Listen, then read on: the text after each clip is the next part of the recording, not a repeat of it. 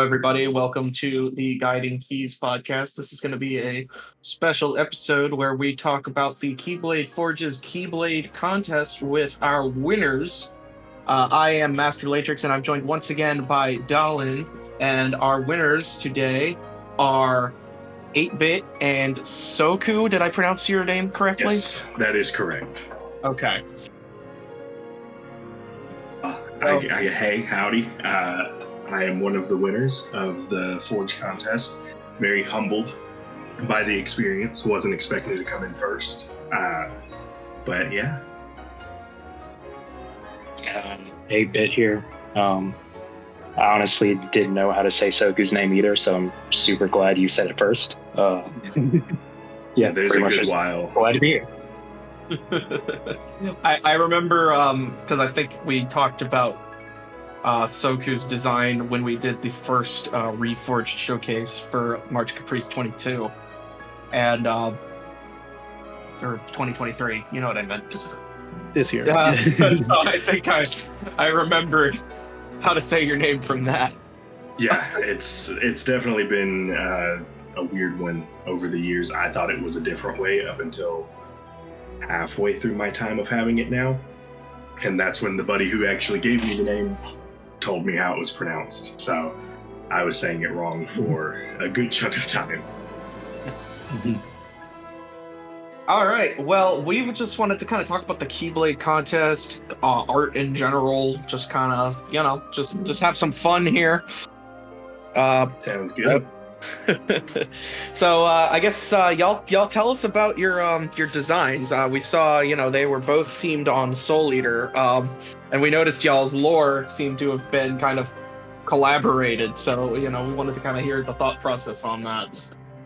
Yeah, well, my Soul Resonance design I actually had done sometime last year, I think. I had modeled it out and everything because whenever I was still modding, and I was working on that whenever I took my hiatus. So I already had it, so it kind of lined up with the challenge to a T. So I just was like, okay, I'm going to use this one because I really like that design. It was simple and got the point across. Okay. So it was just like one you hadn't released yet? Yeah, I posted it in the Open Cage Discord like forever ago, like after it was first being worked on. And then that was pretty much as soon as I got it into games whenever I shared it. And then it just kind of got buried. So I don't think anybody from the Forge saw it. Yeah, because it was completely new to me. Mm-hmm. Same here. Yeah, it's just one that I've never really reposted since working on it, just because it was always never finished. And then 8-Bit, yours was Scream Resonance, right? Yeah, so whenever you guys announced that it was like anime, I was like, oh shit, like I don't really know many anime besides like Soul Eater and maybe that's it. Anyway, I was like, oh crap, I gotta figure out something. And I was like, okay, this will, fit nice. And I think Soku actually, I feel like I'd seen yours before. And you did like kind of the Sora. Yeah. You did like the Sora kind of a Maka thing. And I was like, bro, that'd be sick because it kind of mirrors like the Riku Krona thing. And I was like, bro, Krona and Riku's stories are pretty much like very related and symbolic of their growth and everything. So that's when I was like thinking of ideas, came up with the Keyblade design, went through a few iterations of that, and then really wanted to like go above and beyond. So I don't know if you guys have seen like other Keyblade designs of mine, like especially in the very, very beginning. I was really into like form changes and stuff like that, especially with like my Final Fantasy X Keyblades. So I was like, I already have ideas for it. I was like, Dragon. Riku's already got Maleficent Dragon thing going on. Krona's got his black dragon form. I don't even remember the Mad Clown one with like the different swords. I was like, Riku's got different swords he could use. So it just kind of fell into place. And especially with the lore, because we're at this point, me and Soku were kind of going back and forth And I was like, let me, write up the lore to make sense in like Dream Drop, because I don't know, I just feel like that's where it, matched the best. And then I think at that point, we decided to do stats on Dream Drop, and then decided to go further into KH3 of like, what a shot lock would be or whatever, that kind of thing. So I think it all kind of like meshed really well, I would say. Yeah, I really liked how they coordinated with each other. I liked how they were, because Dream Drop is one of my favorite Kingdom Hearts games. I guess that might be a hot take. No, I agree with that 100%. It's such a good. I literally just platinumed it a few months ago, and I hated Dream Drop before, but then it like kind of held me hostage whenever I had to platinum it. And then afterwards I was like, it's a pretty good game. I like it. It's definitely now like, I don't know, my top 3, I would say. Yeah, I definitely think it's one of the best entries in the series. But I loved the way that you incorporated the Dream Drop distance lore and art. Like you even did like world art that was like the orbs that they look like in Dream Drop. Oh yeah, I thought that was a really nice touch. That was originally 8-Bit's idea. He showed me his like concept sketch of it, and I was like, I'm gonna just run with it. And I pulled up just like screenshots from the actual world map, and I was just making all the UI elements match up as best I can. But that one came from him, definitely. Yeah, I like sent it to him because I was like, bro, I have this cool idea, just to kind of like, I don't know, wrap it all together. And it was like 2 minutes later, he's sending me like screenshots of what he already has. I was like, holy shit, bro, this is insane. Yeah, Soku, you work fast. Yeah, it's been years of. I would take a lot of commissions a couple years ago, and just the amount that I was doing and how I wanted to get back to my own ideas. I worked on quality and speed at the same time, and now I can knock things out pretty quick. Yeah, because I noticed you'll like pump those designs out when you're in like the zone. We can tell because you're there's like 3 Keyblades in a day, and I'm like, what the hell is this guy doing? A lot of my process is I design Keyblades to get out of art block. It'll hit me, can't think of anything. I can always design a weapon, so it helps me get out of that.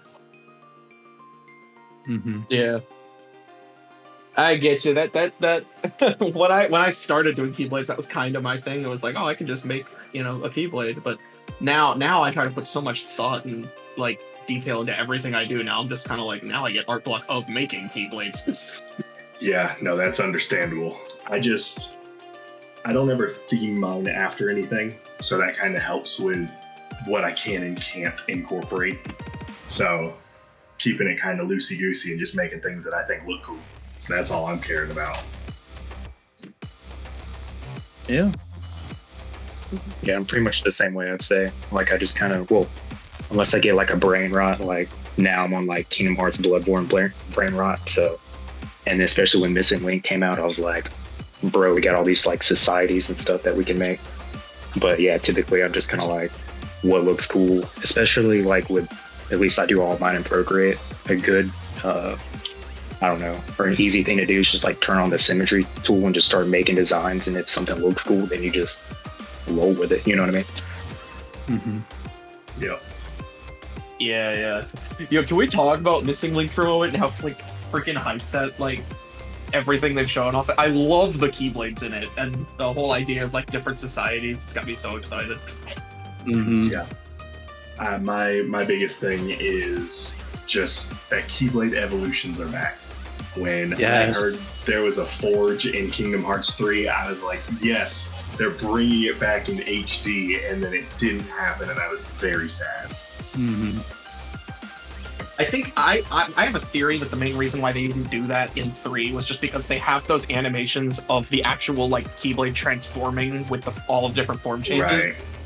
I think the reason why they didn't upgrade the design as you evolve the Keyblade is just because they would have to make separate animations for every evolution of the Keyblade transforming into every form change. Yeah, no, that definitely makes sense. That would be a lot of extra work. I honestly wish that they didn't have those animations. I feel like it breaks up the flow of everything a bit too much whenever I'm playing, so I always had those turned off. That's fair, yeah. I've grown to like them more just for the cinematicness of them, but when the game first came out, just like the main thing that bugged me was the camera angle change. Yeah. And that just felt like it broke it up way more just because it's like, snap your camera right here for this whole animation. Yeah, definitely. That was something. I will say with the Kingdom Hearts 4 trailer, I went back and I watched it again, and it looks like their approach to form changes is a bit different this time. Because I was like going frame by frame at the scene where he was doing the reaction command against the massive dark side, and I noticed, excuse me, that the like big drill was actually made out of those golden chains that are coming out of the Keyblade. So I'm wondering if instead of the Keyblade like physically transforming into something else, it's almost like projecting something on top of it. Essentially, Yeah, kind of like a light projection kind of thing, like a lantern kind of thing.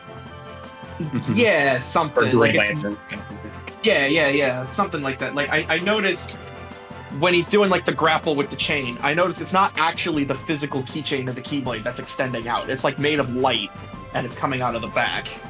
And then when he does the drill attack, it's the same thing. They like kind of surround him and then turn into ribbons of light that turn into the big drill. And I'm like, I wonder if that's kind of how they're going to do form changes this time, is instead of the Keyblade like physically transforming into another shape, it just kind of like projects this energy of a different weapon on top of it.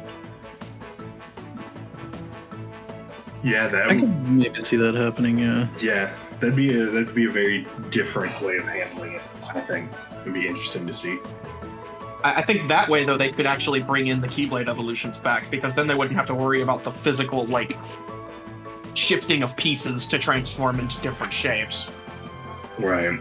Now, what if that's just purely how it works there? He's in Quadratum. That's pretty much established. That's what that is called. Yeah. So what if it's just how his powers manifest there? And then it goes back to more classic stuff when he gets brought back. That would certainly be interesting, especially because actually that would be really cool if like different worlds actually had like different mechanics, because then it could be like, how do they do Star Wars? Does the Keyblade like integrate with the Force somehow? Yeah, that'd be neat. I always liked the idea of world-specific gameplay styles. I feel like that'd help break up some of the monotony. Yeah. I definitely agree there. I think I would love to see some of like the philosophies of like Nier and Final Fantasy 16, where they shift up the gameplay style every now and then to keep things fresh. I think that would be a fun thing to do with Kingdom Hearts 4.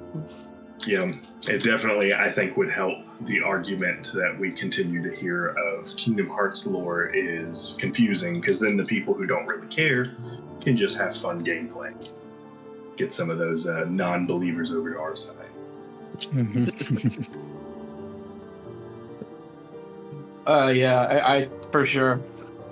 So, I just kind of wanted to talk about, I don't know, because we talked about the contest, we talked about, y'all's thoughts going into this design. So I just want to talk about like art in general, your kind of philosophies of what y'all do when y'all are making designs. I know we went into that a little bit, but like I kind of want to understand like, a little bit of your process of like, when you sit down and get an idea, like what's kind of the process of going from idea to realized art?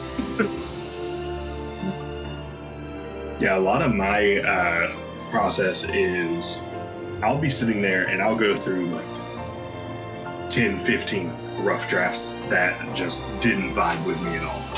But then I'll be doing the line work and just something clicks, and then it's like my brain shuts off, my hands are just doing what they need to do, and eventually I've got something that looks nice. I try to vary my designs. I don't like doing stuff that looks similar. I like to try something that is a little unique every time, something little if necessary. So it definitely has to vibe with me in previous iterations of keys that I've designed. Yeah, I noticed you've definitely got like a very unique style with the way your art just looks. It's a very unique art style. There's a lot of like bold lines, bright color. It's very, I don't know how to describe it. It's just bold in general. That makes sense. Thanks. But no, that definitely does, and I appreciate that. I've worked on my style for a very long time. There's a couple years where imitation was the main point, and I was just copying art styles. People wanted to see something specific, I'd draw it. But then within the past 2 years, I'd say, I've just been trying to refine it into something that's unique enough to stand out, but is something that is also pleasing to me as well. Right, yeah, because I mean, like, with me, I always try to make my Keyblades and just anything I design Kingdom Hearts related, I try to make it, like, look as much as possible like this would fit in, like, the Kingdom Hearts style. Like, this looks like it's from the series. And I like that I do that, and I like that they come across that way. It's just sometimes it feels like, do I really have my own style? It's like, because I can look at any of y'all's work, either one of you, and be like, oh yeah, that was them. Like, they've got a very distinct style. And sometimes I'm just kind of like, I wonder. I think your style is pretty interesting. I know a lot of people kind of jumped on the colored outline bandwagon. And not saying that you have, but your take on doing that is very different, and I enjoy that a lot. I think sometimes it works to the detriment just because colored outlines don't always make a piece, but from what I've seen of your work, it's always pretty solid.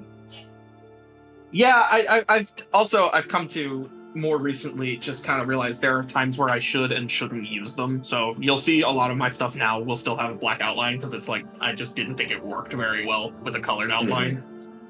And then a lot of the time what I try to do with colored outline is I try to kind of like imply lighting. So like if I do something metallic, I'll do like a very bright colored outline to kind of look like there's light reflecting off the edges instead of doing something dark.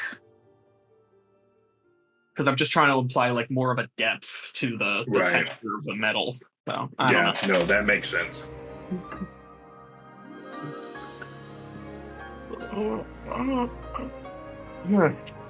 Goodness, I'm trying to think now what else to ask. I wish I should have probably written more questions down. I guess, Dalin, if you have any questions, now would be a great time for you to ask them while I think of more. I don't really have any questions either. Here's the thing with the podcast is we're very like off the cuff. we're very. We do this as we go. I think we've only had one. I think we only had one scripted episode, and it was probably the most awkward one. Well, I guess I would say, like, I don't know, I've only been really drawing for, like, 2 years now. I think my wife let me borrow her iPad in, like, 2020, and I started on Procreate just doing stuff, and then got my own in, late 2020, and started doing Keyblades just because I thought they were cool, you know what I mean? Yeah. Mm-hmm. And now I'm like, God, there's like so many like design issues I see with them. But my main reference point is I don't know if you guys have any of the Ultimanias. Is that how you say it, right? I don't know. Yeah. If you look at like if you look at like the concept art, especially for like the Keyblades, there's just like a very kind of flat look to them because they're concept art, obviously. But we were talking about the colored lines, right? And what I've started doing, well, not started, I've been doing it for a while now, but if you look at a lot of that key art look, they don't really have like straight black lines. It's kind of like a red shift to them. like it's almost like a, I don't know, like a very, very, very dark, like burgundy or something like that. Mm-hmm. So when you like overlay it on your line work, it's still dark enough to break up everything, but it's not like, I don't know, extremely black. So it just, I don't know, to me, it kind of gives it that, because I guess my like design philosophy was always trying to make it look like you would see it in like the Ultimania, right? So that's what a lot of time, and in the beginning, I worked a lot. I try to add like noise and stuff, and I still do that occasionally, but like I still try to give it that like print look at times, but I really like noise too. But yeah, I would say that's pretty much what I, at this point, try to do, is give it more of a flatter look. And there's some times where I kind of like go overboard with the rendering, especially if it's like, I don't know, if I'm trying to make it look metallic, like if I'm doing like kind of a typical Keyblade that has like a normal like cylinder for like a shaft and, you know, that kind of thing. I'll throw some, you know, light color on it, throw some darks, try to give it some like 3D, you know, look to it. But for the most part, I don't know, I like keeping it flatter, and plus it just saves a lot of time anyway. And I don't know, I guess in most of my designs, like I said, I just kind of like, either I have an idea, so then I just get a lot of references and I just use those, or I'm just kind of like you guys do, just kind of doodling, and then something hits and I'm like, oh, that looked cool, you know? And then I start with it, and I'm a sucker. I don't know, I guess a lot of my, not a lot, but there's a few of my designs that I don't like the normal kind of keychain attachment. I like doing a lot of like weird, like either asymmetrical or like you got like 3 chains coming down into one. And I don't really like guards that connect, you know, to create like a circle or a square. I like them to kind of be like broken up too, you know? Gives that, I don't know, like a very, just not what you would see, you know, for the most part. But just kind of like more interesting designs. I have definitely noticed your designs have very intricate detail, I will say. A lot of the time, from what I've been able to pick up anyway. Like I saw the one where you had like, I think it was based on Xehanort, maybe. Or that's probably the one. Did it have the hands on it? Yes, that the one with the hands. Yeah, I kind of went overboard with that one. And looking back on it, I'm like, whoa, it's like way too over. Like for me personally, I think it's over designed, but I still like it. Like it's, I don't know, it's kind of corny looking, but it's also something that I'd be like, hell yeah, it looks cool as hell. And the background, the lore for me was just kind of like a, you know, what if there's this like, I guess a lot of these too, like I always have like a lore in the back of my head about it. And like with that one, I think it was like a alternate universe where Xehanort wins in the end, and then he basically turns everything around, and now he's like this, like a tyrant of light, you know, and basically everyone who was on the light side's on the dark, and everyone who's dark is on the light kind of thing. And basically he has like this whole army, and like his, pretty sure like his like upper guardsman or whatever would have this Keyblade, and he could literally like infuse them with like his power by like the hands grabbing their hand and kind of like encasing it, you know what I mean? And it would just kind of like give them a power up. And that's just kind of like my idea. So why have you not written this yet? No, Soku knows that. I've sent him like paragraphs of like, hey, I've got this idea, and then like 2 weeks later I'm like, hey, I've got this other idea, and then it's fantastic. I love it because everything 8-Bit does not do anything halfway. And I mean, it's a cool design, and then there's even cooler lore attached to it that, like, you know, 90% of anybody who would see the design would ever hear the actual story. But it's like this whole big thing, and it's awesome. I love that I am engrossed in that so often. Oh, yeah. I've sent it a lot in the Discord. You know, most of the time if I post something, I'll be like, hey, here's some like lore. It doesn't really matter. Like it doesn't, you know, in the grand scheme of things, most people aren't going to know, but I still try to attach a little bit. Like if I post something like, hey, this is trying to think of the last one. Oh, whenever we were doing like the Missing Link stuff came out, and I was like, that's my new obsession was, especially because I think Soku came up with like how many, like 2 or 3 different Keyblades. I was like, oh, lore. But even my first one, I like sent out and I was like, this is lore for something that won't exist, but I think it'd be cool if it did, you know. But so I still like even like sharing you guys trying to share, you know, lore just so that there's some like background info and kind of why I come up with stuff, I guess. Oh no, I love doing that. I mean, I would say most of my Keyblades have some sort of story attached to them because I've got my whole alternate universe fan fiction that's probably been running for like 8 years plus now at this point.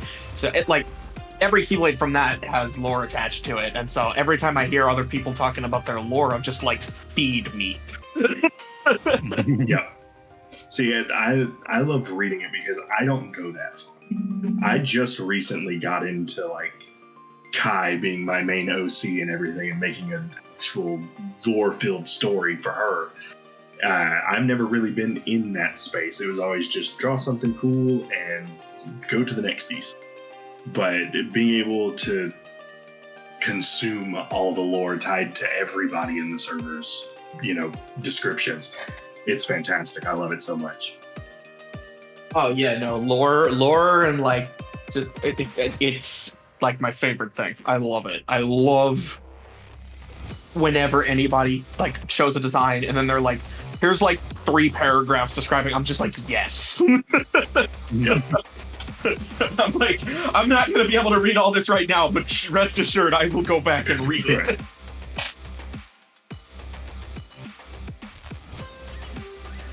Oh, it's great, and oh man, and y'all are even like 8-bit. You just said like, oh, alternate timeline with it. And I'm like, now I'm thinking like, so we're doing like the same thing where we're like, okay, branch timeline where this happens instead of this happens, and then this happens instead of. I'm like, yes, multiverse. I can't remember because I never really write anything down unless I'm like telling someone about it. But I have a bad habit of just like, I don't know. Like I said, kind of keep it in my head, especially because a lot of times when I'm coming up with stuff, I'm like, you know, driving to work or, you know, doing something like that. And I think with that one, it was more so like the end of Cage 3.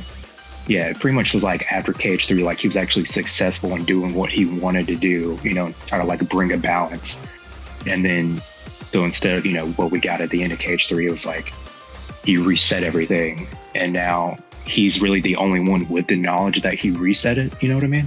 So Yeah. you've got this like, I don't know, he's like now this tyrant of light because he's like, I've got to keep the darkness at bay because I know what happened with the darkness last time. So now, but you know, it kind of overshoots and it's kind of, you know, it's a tropey. It's like, you know, the same kind of trope you've seen over and over again, but it's still fun to do, especially whenever you get like alternate versions of like characters you already know and trying to like figure out ways for them to fit different roles, like Aqua basically being like his like right hand woman, you know.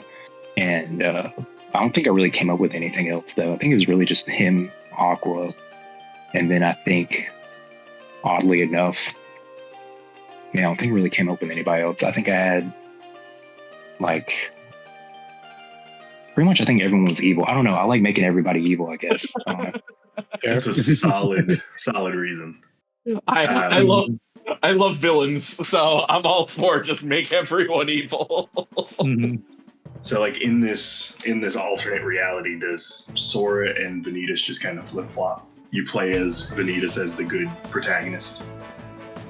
Yeah, I think I was leaning that way. Like it would be Sora would kind of turn into this chaotic little like monkey dude, you know. Well, he's not a monkey, but like he would give off that energy, you know what I mean? And then like Vanitas, would kind of be more of a light character, but I never really fleshed out how. I'm trying to even think who. I feel like somehow Ericus was still a lot like one of the people using darkness to fight the light, but he was like a good guy, you know. So basically everything flip flops. So the good guys were using darkness, bad guys using light, kind of thing. But I feel like I still had Ericus being a good guy and being like the driving force against Xehanort and like kind of doing like underground, you know, kind of like a rebel kind of stuff, you know, because at this point, like Xehanort's got like a death grip on society and it's like this kind of a dystopian future, you know. So you have like Ericus, but like, I don't know, maybe even Riku's still good because I still was trying to, you know, take the concept of the characters that were good that you feel like are just like inherently good that would still be good in this universe. And so like, I don't know, you have like Ericus, Riku, name, whatever ones you want would still be kind of like this rebellion against them. So like the Guardians of Light, basically. Yeah, but they just use darkness. The Guardians of Darkness. I'm just thinking like Xehanort. I'm just thinking like, oh, Xehanort's got an all-seeing eye, a gazing eye, perhaps. Yeah, exactly. But it's like, and then of course Xehanort would be using his magic that he normally does, but you'd also have a lot more like very oppressive like light magics, and I don't know. I just had like this weird idea in my head that kind of ran its course, and now I'm like, okay. Kind of like a data fight where he's just like throwing like light constructs at you, like what the hell is that? Yeah, exactly. I think it'd be pretty cool. And then I think I also used it as a reason to give everybody like fur collars, because pretty much if you look at any of my character designs, a lot of the times they either start out with like a really big fur collar and lose it, or they just keep it the whole time. So hey, you know what? I don't know. Fur collars are really big, like villain. Latrix has a bomber jacket with a fur collar on it, so I approve. It is a vibe, I will say. Oh, okay, he has two jackets. One of them has a fur collar on it, the other one doesn't. But he does have one. See, your outfit's too intricate. Kai just wears pants and just bandages for her torso. Very simple. I think it's a lot easier to draw, I imagine. Yes, that is mainly the reason. I will say, I don't do the Nomura thing of like, all right, here's like 15 different layers of clothing and then like 500 belts or zippers or buttons or whatever he's decided his new fastener will be. It's just copious amounts of plaid going forward. Yeah. I just kind of put my OCs in mostly normal clothes. So it's like Latrix is a Keyblade master wearing jeans and a t-shirt and a bomber jacket. I mean, I'm sure that, fighting the darkness and whatever, that happens on a casual Friday every so often too. So I think it'd be fine. It's just, I remember I was getting it modded by Nico Skips, and he was like, you just wanted to have this basic outfit? And I'm like, yeah. That is super funny that he was just confused about that. It's just we're so used to seeing the over-the-top designs that it's just anything else is just like, really? Well, I mean, admittedly, I've still worked the Kingdom Hearts stuff. He's got a pauldron on his shoulder for Keyblade armor, and then the back of his jacket will have a different symbol on it depending on what drive form he's in. So, see, I've got a beef with Keyblade armor. I think that it is way overhyped. I know a lot of people love it, and I understand the appeal of it. I too have grown up loving Power Rangers, so anything similar is neat. But it's just, I don't know, I feel like we got all we needed to out of that, and that was fine. Like Keyblade armor, the way I see it is I really only, like, my characters would really only wear the armor when they're in, like, heavy combat, so, like, surrounded by, like, an army of Heartless, or facing off against, like, super powerful baddies, but, like, in, like, regular combat, they're never gonna be wearing armor. That makes sense. It's still, I don't know. I think my biggest gripe with it is the fact that I am not the best at drawing armor. So I could never get it down. So I think that's where my beef is actually stemming from, not actual functionality or anything. It's just, I can't make it look good, so it shouldn't exist. It is very complicated for what it is. Well, Nomura doesn't do anything easy. That's true. That's true. He's just, if it was a simple looking outfit, he probably didn't design it, unless it's worn by Jack Garland for some reason. I'm sure they're gonna find a way to, go even more over the top. I mean, you saw Sephiroth's outfit for Kingdom Hearts 1. That was pretty crazy. Same for Cloud. I mean, they really ran with it. Speaking of that, apparently Kingdom Hearts 1 is the very first instance of like normal human Sephiroth appearing with a wing. Yes, it's also the first time he's appeared with voice acting. It's crazy. Yeah, that is nuts.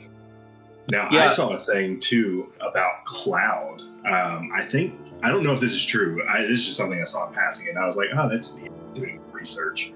But apparently Vincent was meant to be the original guest character, and for whatever reason they scrapped it to Cloud, but that's why his outfit looks like that, is to pay homage to Vincent. That is correct. I was actually going to even bring that up. Yeah, because Nomura wanted to have Vincent as the Final Fantasy guest rep, and then Disney was like, well, and Disney came in and kind of said, you can't use him, he's too violent, he's too edgy. He's too cool for your game, so you're going to have to go with someone else. I think the main problem was he used guns, so he was too violent for Disney's tastes, at least at the time.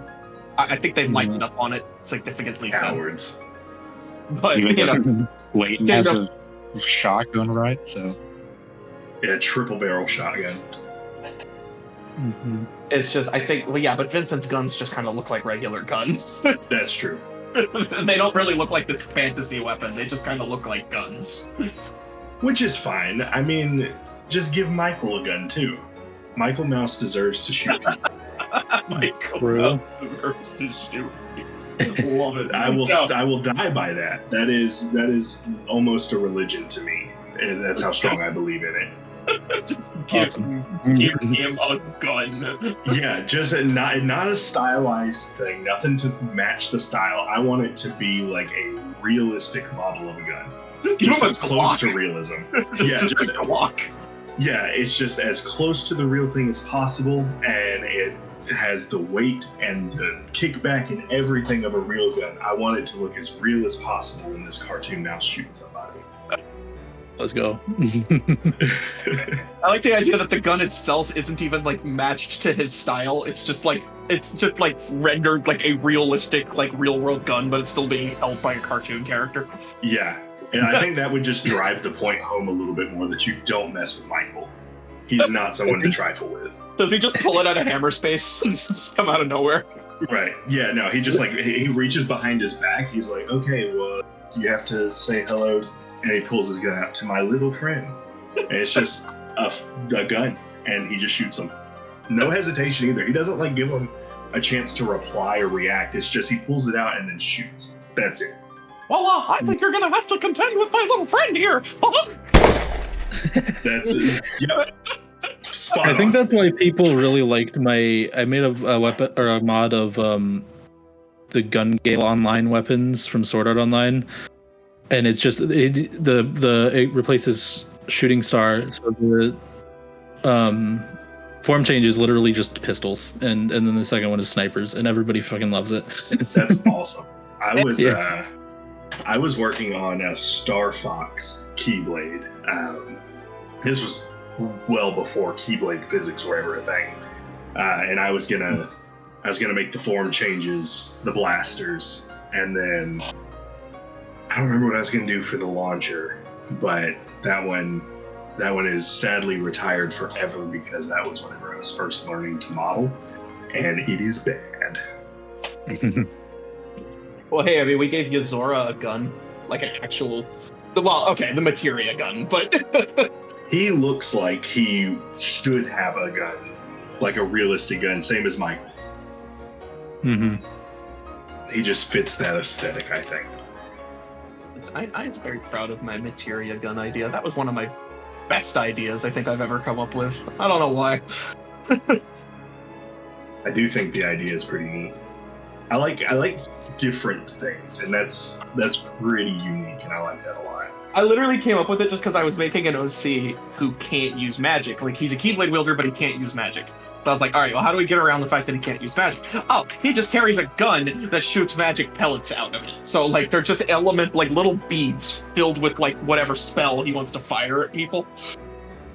That even includes cure. So, like, when he wants to heal somebody or himself, he just shoots them. Like the ballistic knives. And then I eventually was like, oh, wait a minute, they're little orbs filled with magic. That's just materia from Final Fantasy. Okay, well, now they're materia guns. And it fits because Kingdom Hearts has Final Fantasy stuff in it, so. Man, I love keys and form changes and all kinds of weapons that utilize materia. That's always been like one of my favorite things. Like I do materia orbs slots a lot on my designs. I have noticed that. Because I was going to say, Fenrir has materia slots on it. Yeah, exactly. And it's just, I very much vibe with that. They look cool. It's just, cloudy, glowy thing, and I like it. Yeah, exactly. Top hat materia. Yeah. Yes, because Missing Link has designated top hats as an element.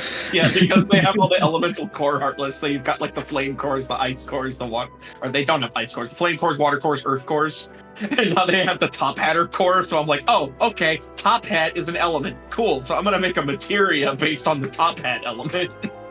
That would be Right, dapper. very fun. Mhm. So people have asked me like, what does it do? And I'm like, it's simple. Just whoever you shoot it with, they just become dapper. That's it. They just get a top hat and like a little tuxedo and just looking very dapper. Mhm. That's all it does. It doesn't do any damage. I love it. No, so I just remembered what I wanted to mention before. So you were talking about how Missing Link with the Keyblade evolutions and the societies, and I was gonna say that actually gave me an idea for the next contest.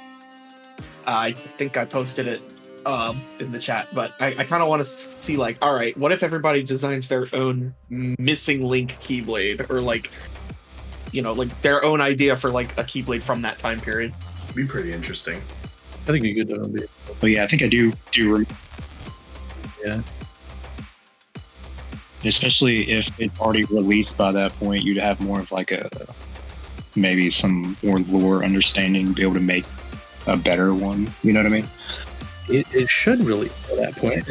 I think they said they were aiming for like spring or summer. Yeah.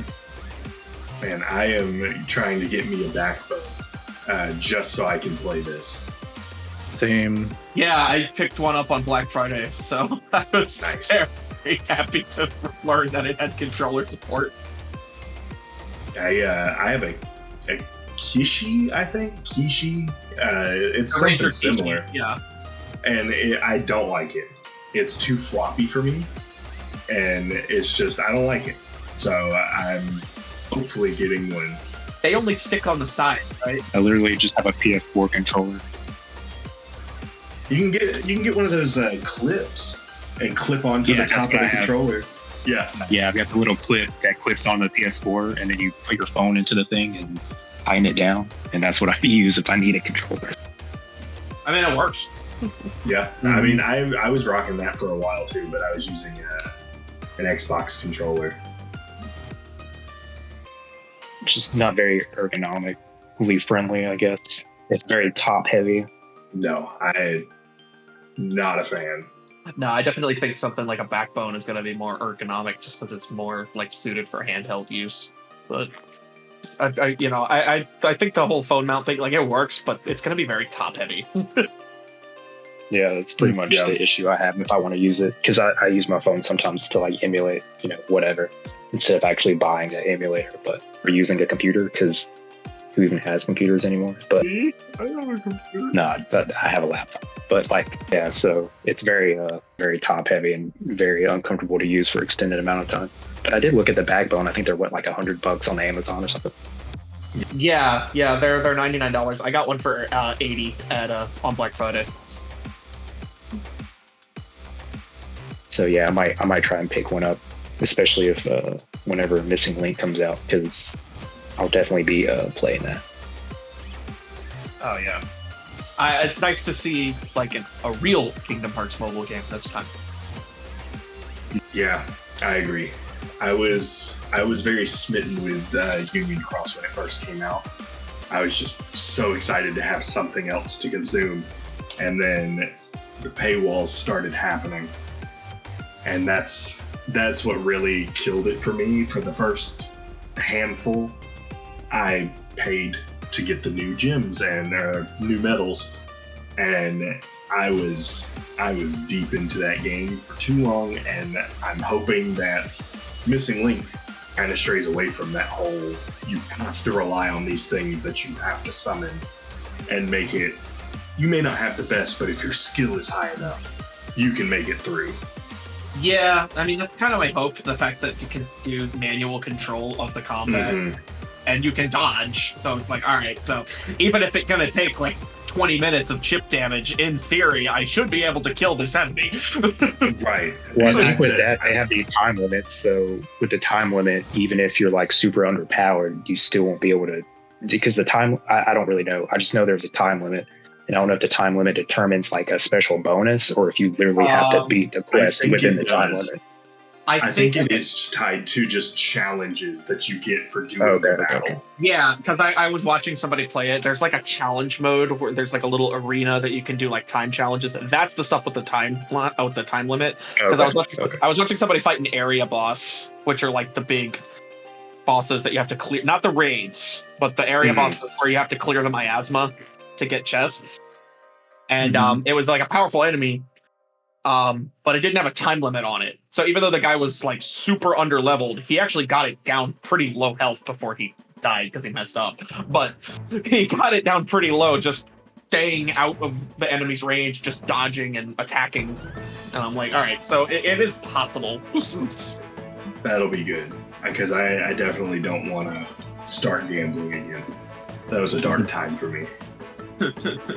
Union Cross's gacha system. I think the biggest problem with Union Cross was just the power creep was egregious. Yeah, it was rough. I mean, like you'd get a medal, and then like a week later, it's already outdated. Yep. I remember I was so desperate to get that one Kingdom Hearts 1 Kairi medal. I think it was the key art or illustration of her. Yeah, it was and I knew that one was wrecking at the time, and then I finally got it, and then it didn't really do much. I was like, that's great. Yeah, wasn't that before the Mercy system too? I think because eventually they before then. Okay, No, because I think the Mercy they implemented pretty late in the game, or not late, but like in the grand scheme of things, it was like the last year and a half. No, they always had the Mercy system. I think they just made it more generous towards the end of the game's life cycle. Oh, okay, I couldn't remember if they did or not, because I know Dissidia, freaking the thing that just is crapping out now, they're shutting down in February. Yeah, I played that one religiously as well, and whenever they finally implemented like a Mercy system, it was like night and day. You know what I mean? But I could, like I said, I just couldn't remember if they if Union Cross did the same thing around the same time, or if they had it the whole time. They had it the whole time. It was just, I think around the same time they had to add the pull rates to the game. They changed the Mercy system a bit to be a little bit more generous. And then they came out with the traits too, and then you get like a trait medal in each pool too. So the biggest problem with the traits was it actually like it was horrible because they were all randomly generated, and they could like it was the difference between a top tier medal being worthless or the best thing in the game, and it was really stupid. I really didn't like it. Don't do that, Missing Link. I honestly think that's where I first dipped, was when that started.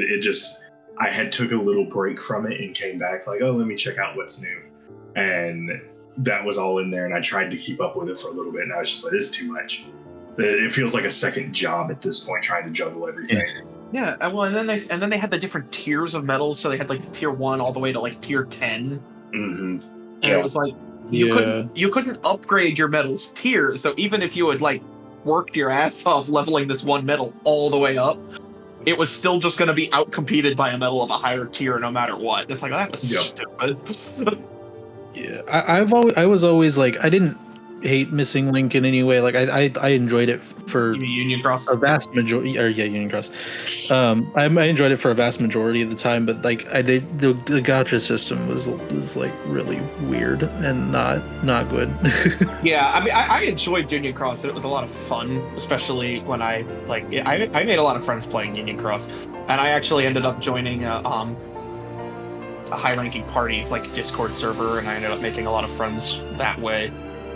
But especially towards the end of the game, the gacha just became awful.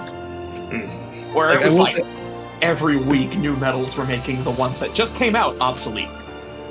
Yeah, well, at least for the if you were just doing the main story later in the game, it like gave you the 7-star medals for free, so you could do the main or not for free, but like it was guaranteed to get at least a 7-star medal in a poll. So you could do the main story with those just fine, but if you wanted to do anything more, yeah. The problem is they even started making the main story stuff kind of hard.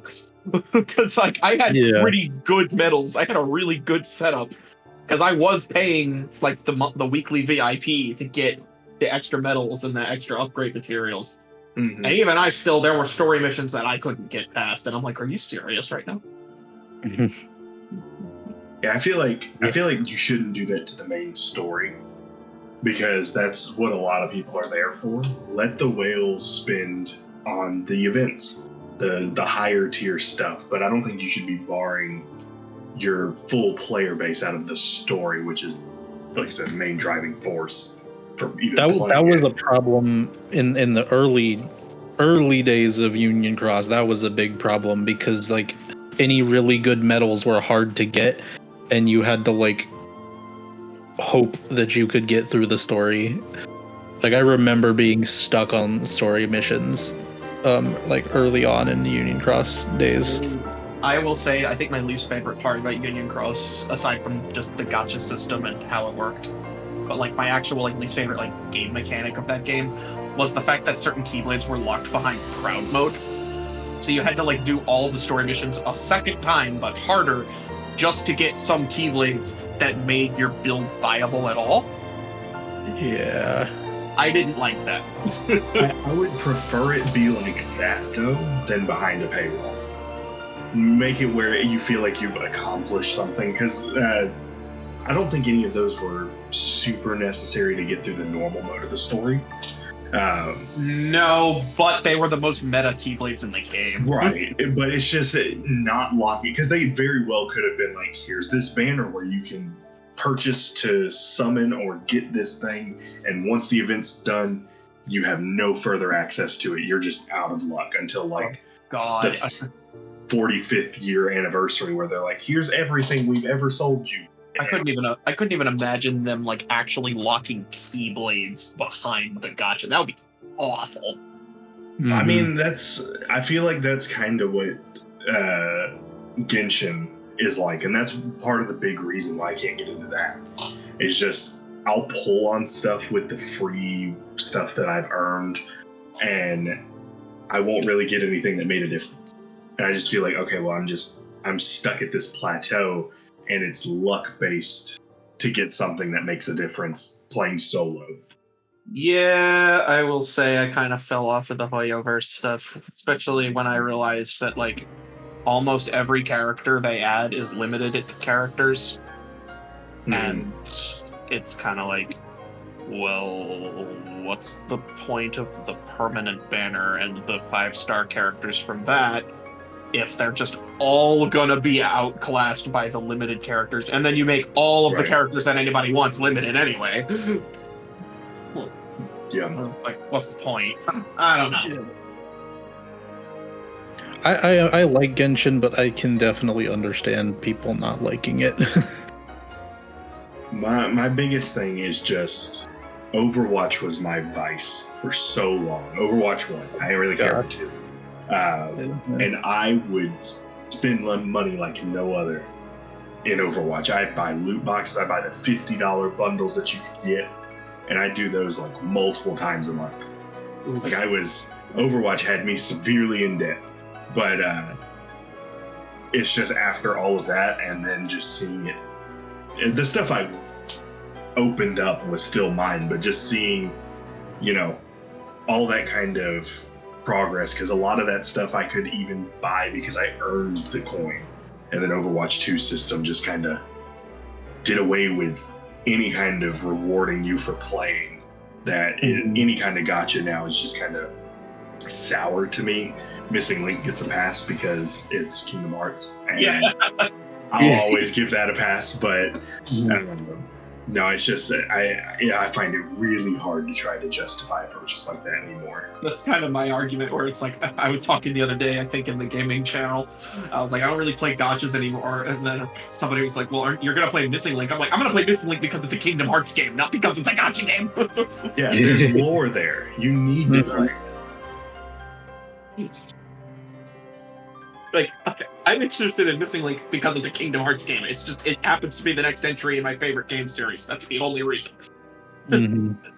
I'll tell you, I was super interested when they dropped that first key art for it that made it look very Bloodborne-esque. I was that was my favorite.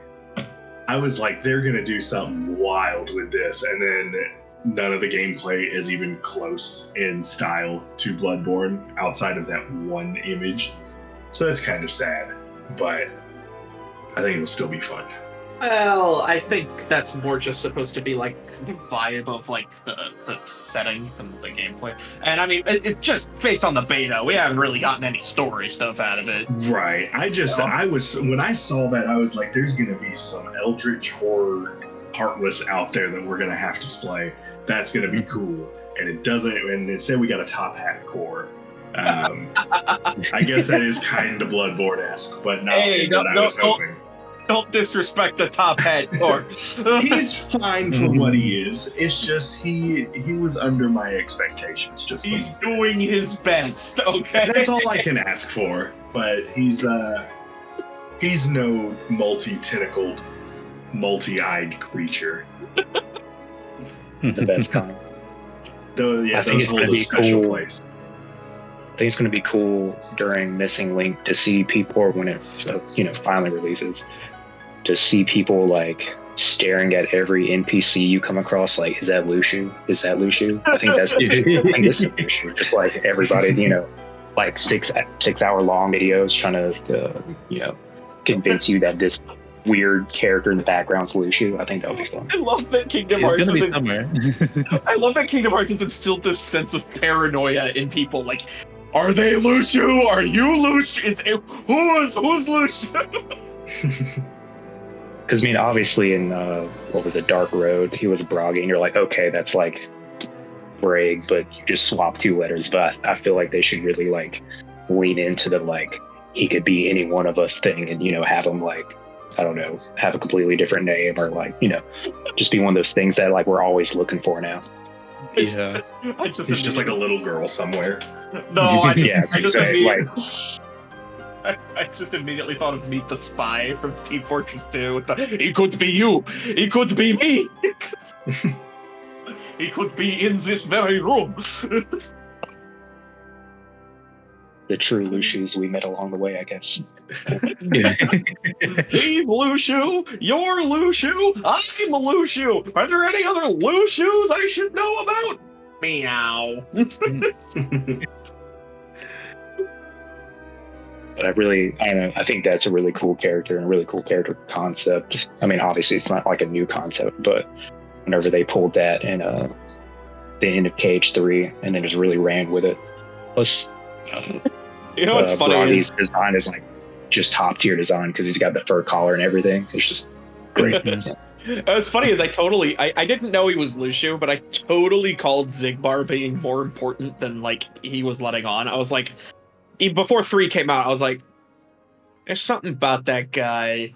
We haven't seen the last of him. I don't know what it is, but he's not just another like, side villain like the other organization members are. Like, they're not just kind of seat fillers. He's not really like a seat filler. I'm like, there's something about him. I don't know what it is, but he's important. I felt that way when Days first came out. Just something about the way that he was written in that it just seemed different. And I know like there's not a lot of scenes where there's dialogue with him, but he just seemed, I don't know, he seemed different. He had a vibe about him. So, you know, when it was revealed that he was Lucio, I'm sitting here like, I called it. I knew this guy was up to something. Like, because it was, I don't know, it was just, he was Xehanort's yes man. He was like always down with whatever Xehanort had to say. He was the first one to get Norded.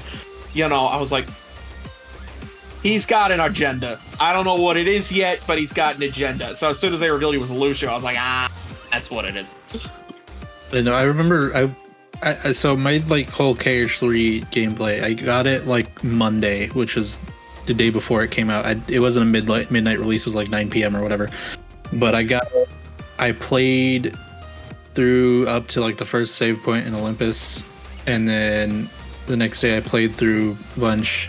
By like the Thursday, I went from the end of Arendelle and beat the game.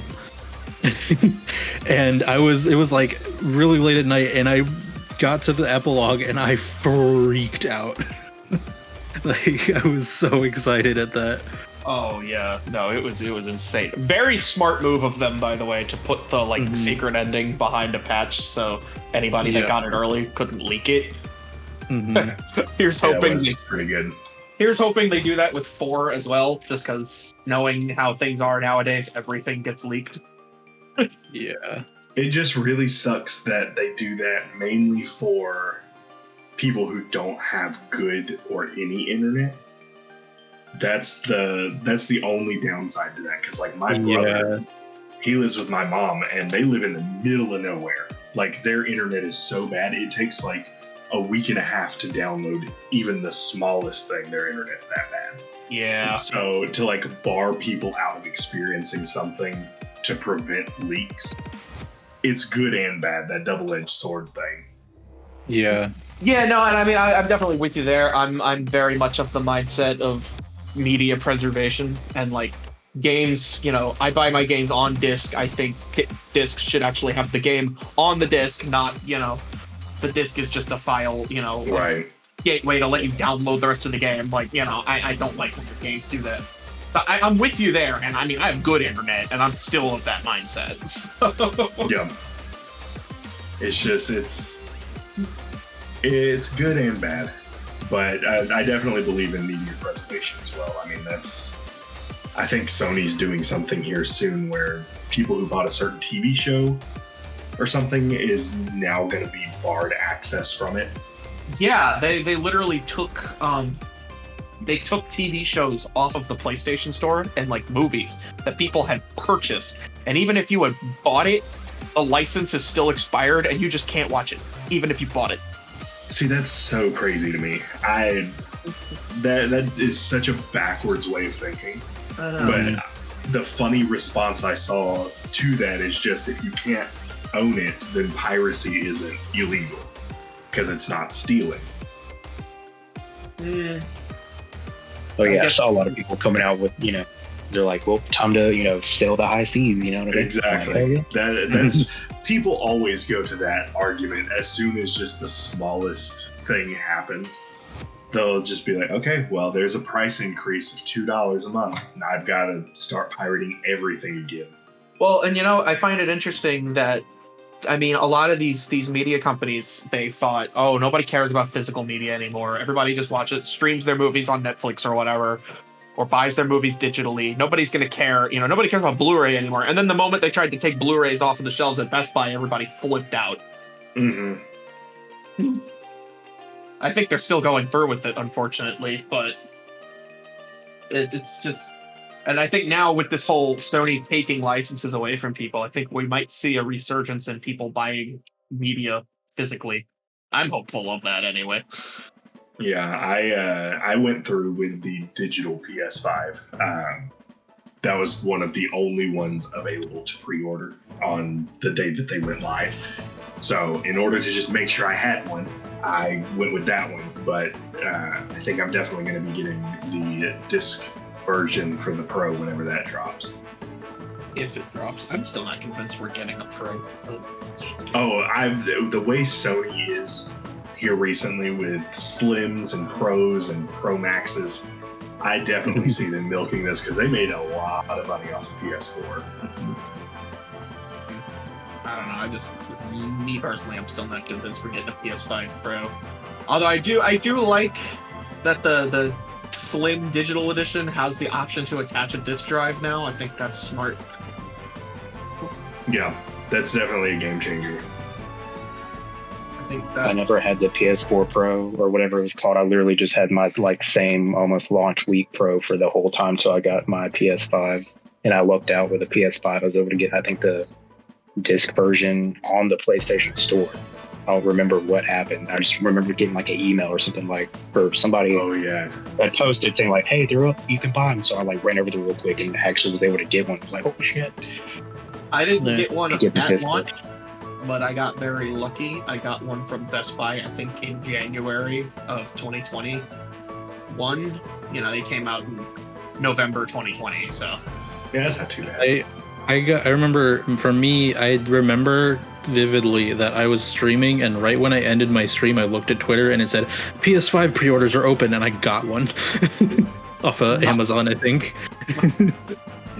My story's funny because I literally that night I had a dream that I had managed to get a PS5, and I woke up and I just for some reason thought, you know what, maybe I'll just check. And I opened Twitter and the first thing I see posted 1 minute ago, Best Buy PS5 pre-orders are open. I'm like, do it. Yeah, I got one. I did just realize we are a little over an hour now, just so we are aware. Yeah, I mean, I don't really have much else to talk about anyway, unless y'all do. Yeah, I mean, I'm good whenever. Mm-hmm. All I have to say is that Days is the best game. Come fight me. I don't care. I'll fight everybody. Valid. You know what? That is 100% valid. That was my first Kingdom Hearts game. I'm not going to argue with you there. Yeah, it's definitely top tier. Mm-hmm. And I mean, we're the bunch that also thinks Dream Drop is one of the best KH games. So that's true. Oh, well, anyway, thank you so much for coming out and joining us on this podcast. I know it's been a little while behind the scenes of trying to coordinate an episode between all of us. So, I'm sure whoever's watching, they're not gonna know. Well, except for the fact that I just said it. Right. But I know it's been a little bit since the contest happened, and it's probably gonna be a little bit longer till this gets posted. So I don't know when this is actually gonna go out yet, but probably a few months after recording. So, but thank you so much for coming out.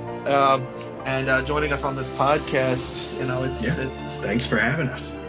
Yeah, absolutely.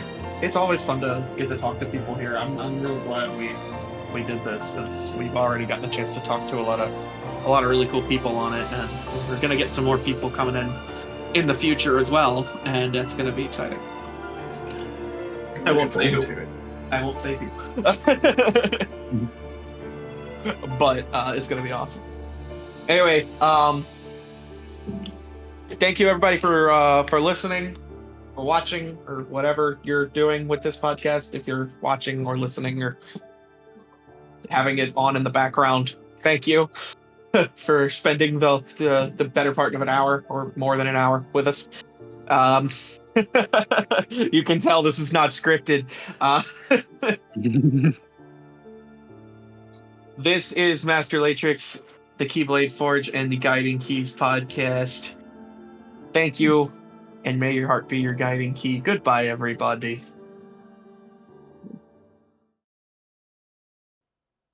Dun da da da! Hi there! It's your trusty Chirithy, here to remind you to like, comment, and share this podcast with all your friends. Please remember to subscribe to the Keyblade Forge, join the Discord server, and visit the merch store at www.keybladeforge.com. Don't forget, your friends are your power, so make sure to pass this along. Until next time, may your heart be your guiding key.